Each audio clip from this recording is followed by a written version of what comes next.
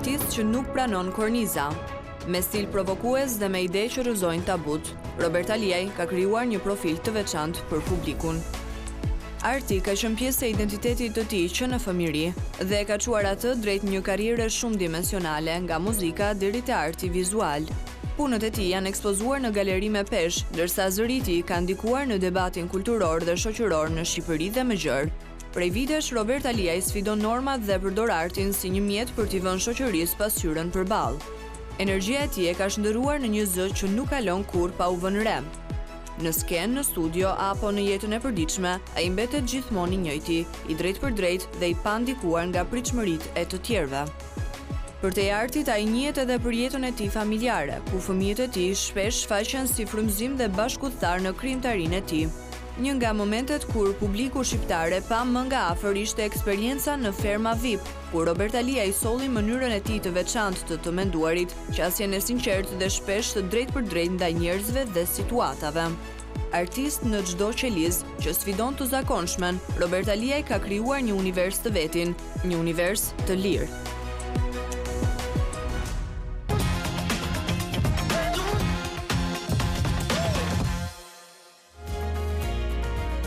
Që kanë gjallur gjithmonë diskutime dhe her pas herë është konsideruar si i pamërshirshëm me ato çfarë ka thënë, por nga publiku. Sot nuk jemi për ta lavdruar, por për të kuptuar një qasje ndryshe që ai gjithmonë ka patur, e sidomos në daljet e tij publike, referuar aktualitetit, apo ligjinive, qasja për femrën, diferenca midis dy kulturave, sa shqiptar është Robert Aliaj, edhe pse nuk jeton më në Shqipëri, sa e ndjen vetë në shqiptar. Shumë pyetje, i themi mirë se vjen, faleminderit që gjete kohë për ne, dhe do doja ta nisa me pyetjen më bazike të mundshme, si je, ç'mirë të sollin Tiranë? Tirana ka një rreth 20 vjet që më sjell për një festival të filmit me metrazh shkurtër, i quhet 40 orëshi, Tirana 40 orëshi, ndërmjet edhe disa gjërave tjera anësore, satelite, se kjo është arsye kryesore pse vin në Tiranë, fakt.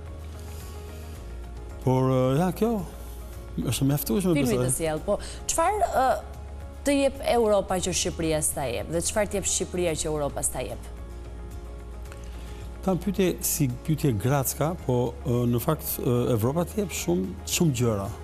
Të jep mundësinë të edukohesh, të jep mundësinë të evoluosh, nda si individ, nda si shoqëri, nda si familje, ka qetësi, ka stabilitet politik, si duash shoqëror. Këto janë gjëra që i ka, po standardet e stabilitetit, të demokracisë, këto, pastaj janë gjëra për të diskutuar, se edhe Evropa ka problemet e veta, në kuptimin nuk funksionon demokracia ashtu siç mendoj unë të paktën. Po Shqipëria çfarë të jep Shqipëria? Shqipëria jep përveç asaj që unë dua asgjë. Çfarë do? Unë me raportin me Shqipërinë e kam si të shflirt, dashuri, u rrita këtu, u formova këtu,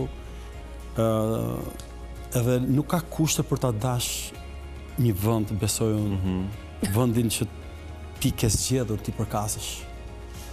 Do s'do të gjithë neve duhet të përkasim diku. Kështu që unë kam zgjedhur ti përkas Shqipërisë me gjithë hallet e veta, edhe po kjo s'më bën mua që unë ta pranoj Shqipërinë ashtu siç është një shoqëri shumë e mirë ku njerëzit përpiqen nga dy anët të mbajnë standarde me kuota të larta, sepse ka dikush pritshmëri më të larta dhe duhet të shkojmë deri te asaj. Pra, kjo është marrëdhënia me Shqipërinë, është një flört i njëanshëm që jam unë ai inferiori që e dua. Po, dhe Shqipëria. Edhe Shqipëria me arrogancën e vet që nuk bën përjashtim me mua, përjashton çdo shqiptar nga çdo mundësi. Kjo është e keqja, unë nuk kam shkëput vetën dhe as nuk kanë kohëm që po ma bën mua këtë Shqipëria, jo. Edhe nëse reagoj pikërisht sepse më vjen shumë keq për realitetin që është. Më vjen shumë keq edhe pak koka domethënë që ti jesh si të bësh kompromis ose mos të reagosh, se dëmton shumë veten ose jetën. Po shqiponjat në UNAZ? Të shqiponjat që kam dizenjuar në kohë të ndryshme janë në faza të ndryshme, janë prototipe të unazave që janë unikale, me simbolikat ndryshme. Kjo është shumë e vjetër, kjo këtu. Edhe kjo, por kanë brenda element të sotshëm, për Për shembull, kjo është inspiruar nga një shqiponjë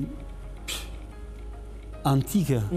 Domethënë që ka marrë pak a shumë disa linja të asaj gjës, ku kam integruar një shqiponjë me simbolin e konvertuar në fashist. Thjesht ishte për të thënë që neve ishte politike, domethënë, nuk është estetike, por është politike, si thosh, ngacmimi. Robert, inspirimi. Shqiponjën e ke mbajtur, të zezën e ke mbajtur, të kuqen u bë ca vite që nuk e shohim. Ti the unë ndjem inferior për dashurinë, flirtin që ti ke me Shqipërinë, po. Jo, nuk ndjem. Je. Jo. Inferior në një raport arrogance me vendin. Nuk dal për te asaj çfarë ju thatë, po ndihesh shumë shqiptar apo ai shqiptari brenda Robertit me kalimin e viteve është venitur pak? Jo, unë them që është një parametër i mirë për të kuptuar sa shqiptari është, sa reagon, sa riskon, sa ti e shtyn stekën lart, domethënë deri në provokime edhe që mund shkosh në burg, cilat unë i kam bërë pafund.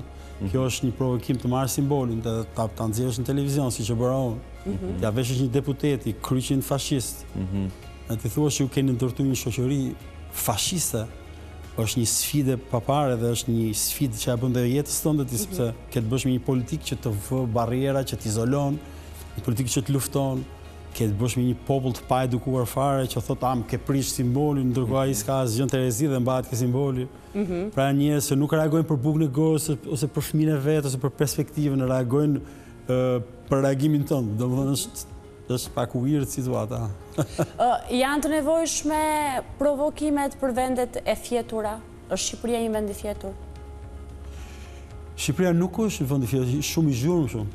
Problemi i Shqipërisë është si këto topat e që lozin kalamajt me bateri brenda, kinez janë ato shumë çip. Endes dhe e komandon dhe dridhet gjithë kohës, shu s'ka orientim.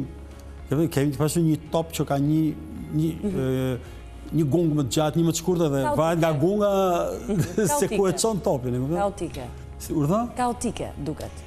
Duket kaotike kur ti ke një sistem politik si ke sot, ke vetëm një parti në pushtet.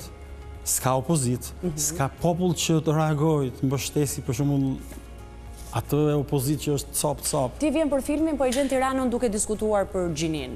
Si të vjen gjithë kjo? Kjo është një nga ato gjërat e çuditshme që Shqipëria ka shumë hallër.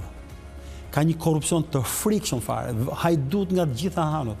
Dhe vënë që ne kemi fokus te kjo gjë, që është një fenomen i tmerrshëm, është pa precedent që një njeri me funksione të larta politike qëndrojë në post edhe pse është duke u hetuar, edhe pse është hajdut, e konfirmuar nga institucionet e veta të drejtësisë.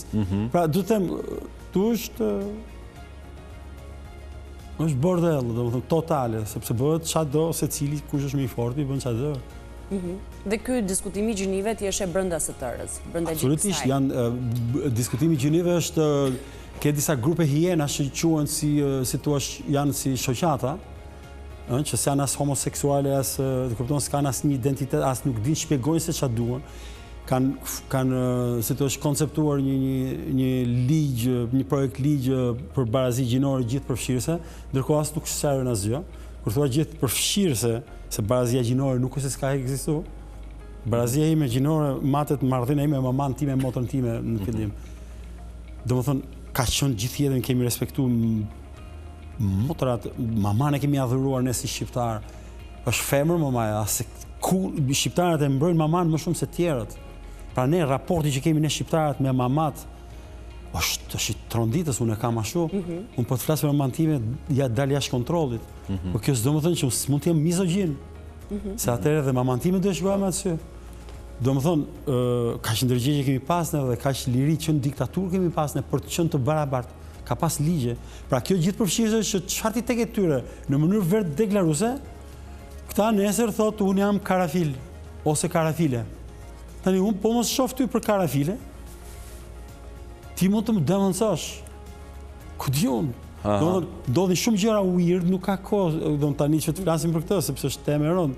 Po ka ndodhur gjëra të çuditshme dhe edhe shoqëria po shkon drejt kontrollit total, është absolutisht në histori momenti ku kontrolli mbi individin është i pa precedent, asnjëherë nuk është parë kjo gjë.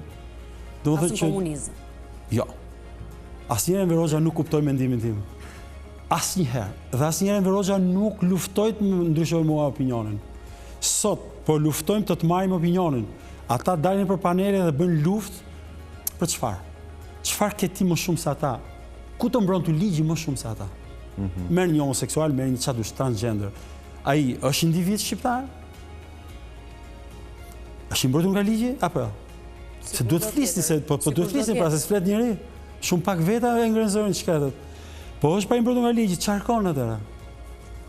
Unë mund të kem një deviacion që mund ta kem penisin në sqetull, ku diu. Edhe të kërkoj një flamurë dhe të drejtat e mia të bëj një shoqat. Çfarë është kjo? Ti ke problemin tënd, secili ka probleme vet. Janë njerëz, domethënë, të smur, pervers, janë njerëz të rrezikshëm, sepse duan me ndërgjegje vetëm pse kanë pak benefite ekonomike, absolut po ta them, vetëm se marrin ato parë, bëjnë gam sa ande. Do të marrin lek edhe vinë gënjejnë gjoja për barazinë gjinore.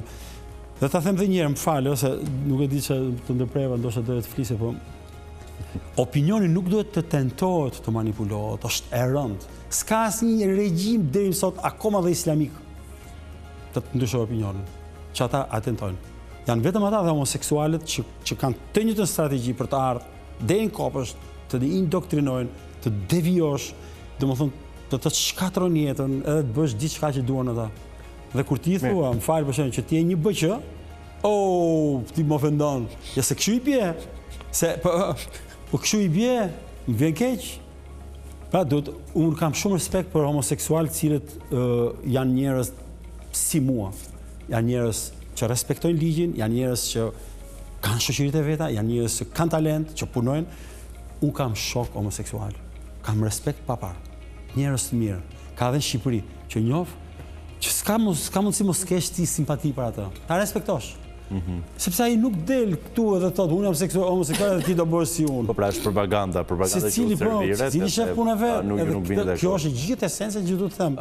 Kjo është. Robert, që të zaurojmë ndoshta çdo pyetje apo pikpyetje që ne kemi, gjithmonë ke qenë shumë avangard, ndoshta shumë i sulmuar, nuk e di çfarë frymëzimi artistik të brendshëm shpirtëror ke patur, edhe je përshfaqur kështu. Në këtë version, dhe ne vetëm në këtë version të njohim, se kemi parë ndonjëherë me ngjyra, do na thuash rrugës pse. Por ajo çfarë ndoshta të ka bërë akoma më të njohur ndër vite, ndër dekada, janë deklaratat e tua. Ke patur ndonjë moment që ti vetë ke shkuar në shtëpi dhe ke thënë se këtu është e prova? Se nuk dukesh nga ata njerëz që pendohet, por disa deklarate ke patur të forta, ndoshta edhe të panevojshme për disa njerëz. Për shembull, të ti them deklaratat.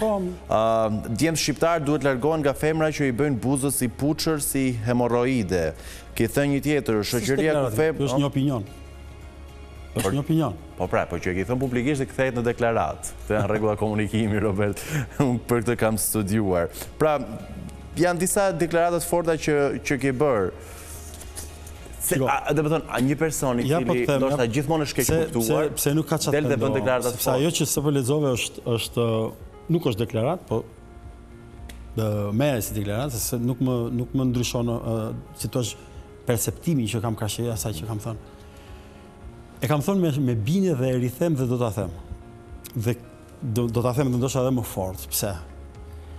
Sepse një raport që do kesh me një person, ti do të dashurosh një vajzë, ose vajza do të dashurojë një djalë, i cili nuk ka një ekuilibër në jetën e vet, i cili nuk ka gjetë veten, i cili kërkon veten te hiçi, te iluzioni. Te një iluzion i cili edhe si iluzion, si i tillë nuk ekziston. Pra, një femër që ndryshon gjërat natyrale, nuk e kam pse e ka natyrale, ka treguar që ajo me veten nuk është shumë krenare. Domethënë, në thellësi ajo do mbetet ashtu. Ajo e di thellësisht që ajo ka ndryshuar gjërat. Pra, ajo në një herë të paktën në jetën e vet ishte në gjendje të mos pranoj veten. Dhe nuk ka gjë më të rrezikshme të kesh raporte me njerëz të cilët kanë probleme me veten. Si ti do vendosësh një raport ekuilibri me këtë femër? Me që është rasti. Se mund t'jenë dhe djemt edhe burra që transformohen. Po pra, sigurisht jo me që është rasti, pra dhe thash me që është rasti, që unë pas kam thënë për vajzat, sigurisht edhe me burrat. Absolutisht. Ki thënë edhe për kolegët, Është shumë tuar. ki thënë edhe për personazhet publik. Prandaj them, ja për shkak ki thënë, ne prodhojmë aq shumë figura publike, jemi bërë si treg domatesh, ne kemi domate, ki thënë Maqedona, se për s'kemi domate vëndese, një mënyrë për t'i ironizuar, Si ironizoj fare, për t'i ironizuar personazhe publik që sot janë në treg. Është konstatim. Ky është konstatim. Shko, problemi është se kapen gjërat gabim. Shiko, për të kuptuar dikë se çfarë thotë, nuk marrin frazat shkëputura edhe nga energjia me cilën është thonë dhe momenti si është thonë. Konteksti nuk është vetëm vazhdimi ose parathënia. Konteksti është edhe vendi ku u tha dhe pse u tha. Gjithmonë, atje. Ne jemi vend që bëjmë shumë, domethënë vend VIP-sh. Kemi më shumë VIP-a se sa individët tjerë. Praktikisht rripa, domethënë vën iqe. BJR. Absolutisht, rripa.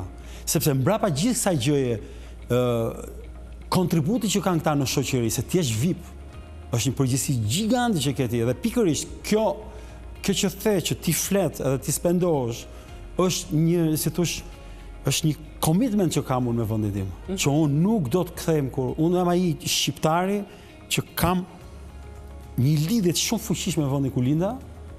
As pak krenar, po ta them, se s'do të jesh krenar që të kesh lidhje. Pra e dua prindin ashtu siç është, i varfër si do që të jetë. Është prindi jot, ky është atë. Pra nuk ka kondicionin këtë lloj dashurie. E drejtë. Dhe po them që gjithë ta VIP përveç shkatrimit të, si thosh, të gjithë kësaj lëndës, domethënë mediatike, kësaj hapësire mediatike që hidhet si furtunë për televizionin shqiptar, ku ka fëmijë nga 10 vjeç, 8 vjeç deri 14, ja 16 vjeç, që shohin këto modele të shkatëruara fare, domethënë të defigurora dhe kokboshe, me kokboshe, pas gjë, pas kontribut. Kur them as kontribut, janë njerëz që s'bëjnë gjë. Unë shumë të pranoj të flasësh, më kupton, nuk e kam personale, Sigurisht. por ama pranoj të flasësh kur ti ke një jetë mbrapa me vepra. Unë s'pranoj të flas me një njeri që është kakaviç kokbosh, që s'ka lidhje dhe nuk e kam fare problem ta fyej. Fare. Sepse nuk se fyje, unë thjesht përshkruaj atë që shoh.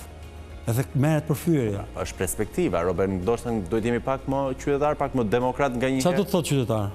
Kjo qytetar është wokizmi. Më mirë, norma Më fal që të shkundesh.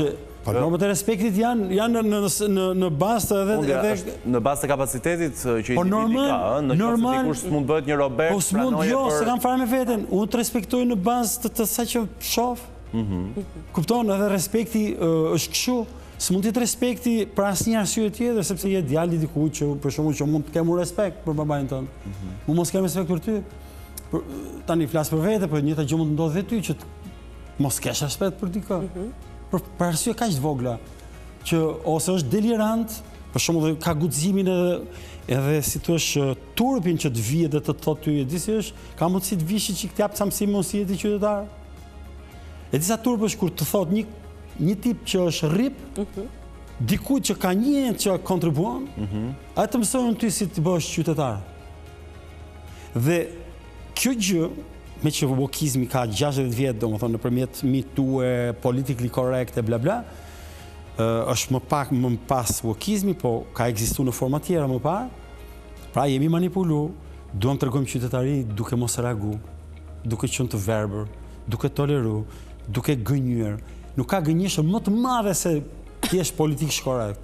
S'ka, domethënë, gënjeshtër më të madhe, që ti s'ke guxim të thuash vërtetën pse do të jesh korrekt. Domethënë ti, jo vetëm që gënje. Si? Më mirë i kesh kuptuar dhe më të vërtetën, se ta kesh populist dhe korrekt. Absolutisht. Ti duhet të thush atë që je, duhet të lexosh. Unë thonë, aty shoh kurajo, aty shoh kapaciteti jot për të përballuar një situatë që mund ndodhi, edhe arsye që do dalin nëse dikush e do. Domethënë është komplekse situata. Dhe pak më parë, nuk do të shkëputur fjala nga konteksti dhe nga energjia me të cilën është. Në çfarë beson ti? E ke të rëndësishme energjinë? Unë besoj. Besoj te ekzistenca ime. Unë nuk jam si thosh njëri që besoj te Zoti. Pas që e mohoj Zotin. Jam një form agnostos që agnostik. Që nuk e injoroj fare. Sepse e shoh si një arsye shumë të fortë por orientim për shumë njerëz, për një turm njerëzish, për shumë që mund të shkojnë drejt një direksioni të mirë, duke pas besimin. Çdo besim është i mirë, edhe kur është besimi është i keq. Sepse i keq, se tu është pastaj do një ndërhyrje kjo, edhe kur është besimi i keq, ka pjesën që ti ke një besim, nuk e fare pa gjë, po ka dhe pjesën se që ti mund të jesh i verbër në këtë besim, dhe nuk e di çfarë beson. Po gjithsesi, unë për veten time besoj thjesht tek të qenit i sinqert, besoj tek integriteti i njeriu, besoj tek fjala e dhënë, që kur jepet edhe me kosto që ti mund të mbasësh, ti nuk duhet diskutosh që nuk do e bësh atë gjë që për cilën ke dhënë fjalën. Këto gjëra besojnë tek vlerat, po thellësisht. Edhe di që jam i ndërgjegjshëm për ato që the, do që po radikal. Edhe nuk jam krenar. As i penduar. Pra nuk më bën krenar mua, edhe ato reagimet që tham tash, pra sepse unë edhe thellësisht kur i mendoj, edhe vi pas, e shoh që po të marrim rastin për shkak kur kam thënë në televizion live, po më servir një prostituta, tekstualisht shumë. Po, e ke thënë. Po. Tani, mas shumë vitesh, shoh që nga pastor, njerëz publik që kanë, domethënë një lloj opinioni të respektuar, po thonë që televizioni ka shumë, domethënë po dalin shumë prostituta gjithandej. Kur unë e kam thënë ka 20 vjet që them televizioni ka një mision të vyer, një mision fisnik të çojë një mesazh mbi gjitha të vërtetë. Jo si shemi ne tani të parin, por gënjeshtë. Pra, çojë një mesazh, edukon, bën, domethënë këto janë çfarë është televizioni, informativ, nuk është këtu është dezinformativ. Robert, ne kemi shumë pyetje, koha televizive është i çekan mbi kokë, po kur vjen në Shqipëri në kaq pak, 2 javë, 3 javë, 1 javë, nuk e di, sipas angazhimeve, ke një vend, një qoshe që të pëlqen të shkosh dhe të reflektosh me veten, të flasësh me veten, të kujton diçka. Është një gjë, është pyetje shumë e bukur kjo. Kjo është e bukur. Unë kam pas bredh shumë si i vogël në Tiranë. Edhe këto rrugica që kanë ngel akoma, për shembull midis rrugës Durrësit dhe rrugës Kavajës. Dhe përtej rrugës Kavajës me Myslimshyrin dhe akoma pak më përtej se Myslimshyri në kufi me bllokun. Pra unë nga rrugët e ambasadave, që është keni parasysh midis rrugës Durrësit këtu, dhe rrugës Kavajës, unë të gjitha rrugicat i di, domethënë përmonjë, dhe kur i kaloj ato rrugica, ato janë vendet ku unë reflektoj, domethënë distanca nga një rrugë tek tjetër, gjithë kjo trajektore, është një trajektore që unë flas shumë me vete, pa hap gojën. Gojën nuk e hap. Po mund të kaloj dhe vllai dhe mos ta njoh fare. S'jam aty. Është shkëputje totale. Shkëputje totale, unë vetëm eci në mënyrë instinktive di ku shkoj dhe kam vënë si tush një GPS që punon për mua dhe unë me mendjen time jam vend tjetër, pastaj bëj qef. Shoh pemët, shoh sa hurma janë hequr nga i di me emra. Pemët që janë në këto rrugica ku vite unë hurma, kumlla ose pjeshka, rrush. Me Robertin. Jam shumë nostalgjik. Edhe jo më pëlqeu kjo pyetje se kjo më provokon një gjë që unë është një nga motivet më të mëdha që vi dhe nga arsyet pse unë eci vetëm këmbë. Na vjen shumë keq që jemi në fund të intervistës. Unë jam i kënaqur se kam punë. Absolutisht. Unë kam një pyetje të fundit e cila merr vetëm 1 minutë kohë. 1 minutë kohë përpara gjithë popullit shqiptar. Cila do të ishte e vërteta brutale që ti do i thoje? Ka se ato gjyqjet e Enver Hoxhës. Hajde çohu ti tani më thuaj. Me që do ikësh kemi vetëm 1 minutë kohë. Çiko, unë jam një individ. Ti vërtet je gjithmonë, nuk e vëm. Jo, jam një individ. Edhe kur ka kosto. Unë nuk marr guximin që ta bëj sistem me këtë tani, unë popullit shqiptar i them këtë. Unë kam thënë gjërat me përgjegjësi morale individuale. Pra, nuk kam dash të them që ç'a them unë është kështu. Qoftë për argumentet që tham. Po. Unë besoj. Kaq. Ama këto gjëra janë pra deklarata që the. Po unë nuk mund të them që populli shqiptar duhet bëj këtë, edhe ti isha kryeminist ose bëj këtë, është një gomarlik i papar. Nuk domethënë duhet të jesh kakaviç fare që thuash çfarë do bëjnë tjerët. Do ti s'ke kuptuar asgjë nga liria e secilit edhe nga liria jote. Kështu që unë nuk jap këshilla për këtë punë. Dhe unë Kritika po. respektoj. Robert, një ditë kryeministër? Ja, se janë shumë artistë për të qenë kryeminist. Po dhe Artist është edhe ky që kemi. kryeministri që kemi artist është. Po mirë, ndoshta artist tradhtar. Çfarë artistë si janë? Artisti është arti, po ta është ti kuriozitet, ti je artist, është lifestyle. Është mënyra si zgjodhet jetosh. Dhe të bëhesh kryeministër është që ti je hipokrit në atë që zgjodh. Në mos për partinë e kryeministrit, për partinë opozitare, Robert. Kurdo? Për partinë opozitare, në mos në partinë e kryeministrit, do shta partia... Jo, s'kam në gjë me kryeministrin unë. Opozitare si çdo mirë. farë. Pastaj te opozitare unë kam qenë gjithmonë kështu pak denigrus. Sepse shikoja njerëz shumë përkohshëm edhe një diskurs politik shumë i dobët. Do të them vjen shumë keq sepse duhet të ketë një opozitë fuqishme. Po Berisha, 30 vjet. Berisha, nuk është se unë s'kam pasë respekt, kështu që thosh, kem qenë unë me i lidhur, nuk, jo, me këtë gjenerat paktën. Jemi sinqert fare. Një kureshtje nëse na e lejon, inicialet Robert Eliaj Dragot. Në bastunin që është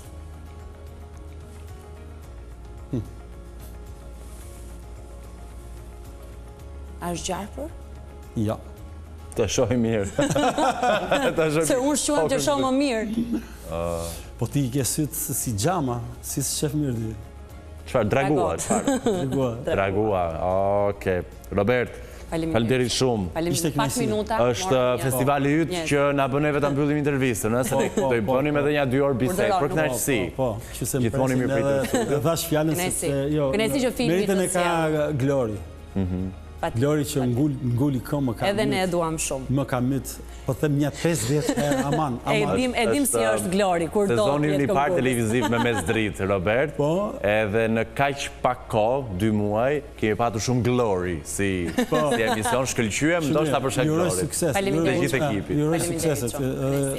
Keni edhe sa më, domethënë, ti besoni gjërat që keni vënë si qëllim t'i bëni. Faleminderit. Faleminderit gjithmonë. Shumë faleminderit edhe një herë tjetër. Këtu është televizioni ku kam bërë gjëra shumë interesante. E vërtet është. Kam bërë telerealitetin e parë në Shqipëri, telerealiteti, jo kështu. Do na vish prap? Kemi ca hapësira. Edhe kam ca detyrime morale për këtë televizion, me Oltën, edhe me Genc Dulakun, sepse ata janë njerëz që më kanë mbështet edhe në atë aventurën e televizion. A do bësh prap televizion, Robert? Nuk e di. Derën e ke ja, erdha te ferma unë, e bëra një trazir aty. Erdha te ferma? Po 2 javë ndenje, po 2 javë ndenje. Edhe nuk shkoj në kështu emisionesh. Do të isha shkuar në vend tjetër, por nuk e kam pranuar. Te ferma erdha, po e përsëris sepse ishte një argument shumë i bukur. Është një argument që ne duhet i rikthehemi natyrës, kafshëve, raportit me fshatin. Ne jemi gjithë fshatar pak a shumë. Le të kemi lidhur në Tiranë, origjinat e kështu, ne jemi, domethënë, është një gjë e bukur, është një emision i bukur që shpresoj të ketë sukses sepse meriton. I do disa vite jetë në fshat? Absolutisht, unë jetoj aktualisht Shqipëri. Unë ikam nga qendra Brukselit, dola nga Brukseli në një kat unë. Praktikisht Grimbergen quhet, në një fshat. Dhe pra, Roberti, se kam baçe e serë, edhe merrem me lule, s'ke ide çka kënaqësi është. Robert, shumë avangard, shumë modern, por dukshëm tani u bëre një fshatar. Po. Dhe krenar. Dhe krenar, besoj. Si që jemi të gjithë. Po fshatar, se ku merresh me lule. Roberti nuk po e lëm se i kupton. Robert tani. Unë nuk i haj lulet, thjesht i mbjell edhe kujdesem me një dashuri të papar. Dhe tani që vi këtu, po të ketë ngorë një lulet, shkretet ata. Shkretit ata. Mirë, se ti e di që këto kalime në transmitime live bëhen me stil. Kalime në transmitime live bëhen me stil, por gjithmonë t'i thyen rregulla dhe na çfarë stili ka? Jemi live akoma, Robert. Po jo, më shumë bukur live, ata shohin mënyrën se si ne japim dorën. Po, edhe përshëndetemi miqtë. Publik i dashur, shihemi ditën e hënë.